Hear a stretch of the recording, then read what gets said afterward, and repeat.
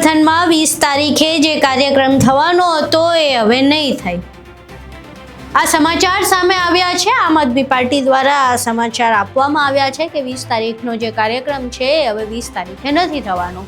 આખી ઘટના શું છે, શા માટે કાર્યક્રમ 20 તારીખે નહીં થાય, તમામ વિશે વિગતે ચર્ચા કરવી છે। નમસ્કાર, તમે જોઈ રહ્યા છો ચક્રવાત ન્યૂઝ, હું આપની સાથે હેમંત।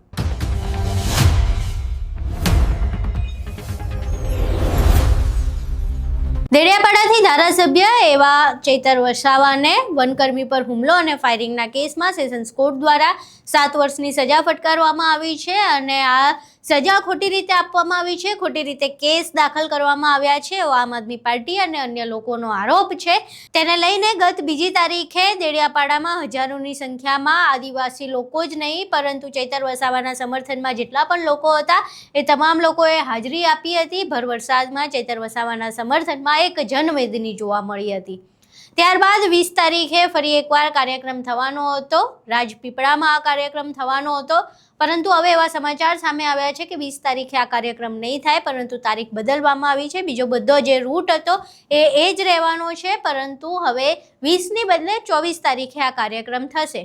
હવે આ તારીખ શા માટે બદલવામાં આવી છે તેને લઈને જે નર્મદા જિલ્લાના આમ આદમી પાર્ટીના પ્રમુખ છે એવા નિરંજન વસાવાએ આ મુદ્દે વાત કરી છે। એ સાંભળીએ નિરંજન વસાવા સમગ્ર બાબતે શું કહી રહ્યા છે। નર્મદા જિલ્લામાં રાજપીપળા ખાતે ચૈતરભાઈના સમર્થનમાં જે 20 તારીખે 1 લાખથી પણ વધુ લોકોએ સહી કરી અને જે આપણે જન સમર્થન કરવાનું હતું, જેમાં તમામ સમાજના લોકોનું ખૂબ સારું સમર્થન મળી રહ્યું છે, તમામ લોકોના હસ્તાક્ષર થઈ રહ્યા છે। એ કાર્યક્રમ 20 તારીખની જગ્યાએ આપણે 24 તારીખે શુક્રવારના રોજ સવારે 11 કલાકે કરવા જઈ રહ્યા છે। તો તમામ નર્મદા જિલ્લાની જનતા અને અલગ અલગ વિસ્તારના લોકોને અમારે સંદેશો છે કે આ કાર્યક્રમનો જે રૂટ છે એ રૂટ યથાવત તે જ રહેશે, પણ ખાલી 20 તારીખની જગ્યાએ આપણે 24 તારીખે આ કાર્યક્રમ કરવા જઈ રહ્યા છે।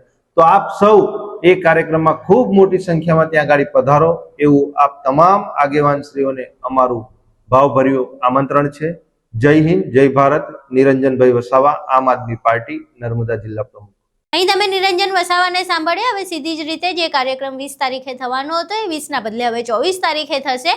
એટલે જે પણ ચૈતર વસાવાના સમર્થકો છે એ 24 તારીખે રાજપીપળા ભેગા થશે।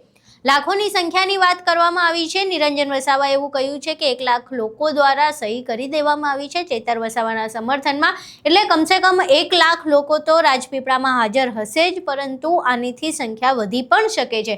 હવે કેટલા લોકો રાજપીપળામાં આપણને જોવા મળે છે અને ચૈતરના સમર્થનમાં જે કાર્યક્રમ કરવામાં આવે છે એ કાર્યક્રમ બાદ શું થાય છે, શું ચૈતર વસાવાને આ કાર્યક્રમની કોઈ અસર થાય છે કે કેમ, એમના કેસ ઉપર આ કાર્યક્રમની કોઈ અસર પડે છે કે કેમ, તે જોવું રહ્યું। આખી ઘટના તમે જાણી, નિરંજન વસાવાએ આ મામલે શું કહ્યું એ પણ તમે સાંભળ્યું। હવે આ ઘટનાને લઈને તમારું શું માનવું છે, તમારા મંતવ્યો અમને કોમેન્ટ બોક્સમાં જરૂર જણાવજો। વિડીયો પસંદ આવ્યો હોય તો વિડીયોને લાઇક કરજો, શેર કરજો અને અમારી ચેનલને સબસ્ક્રાઇબ કરવાનું ભૂલશો નહીં। નમસ્કાર।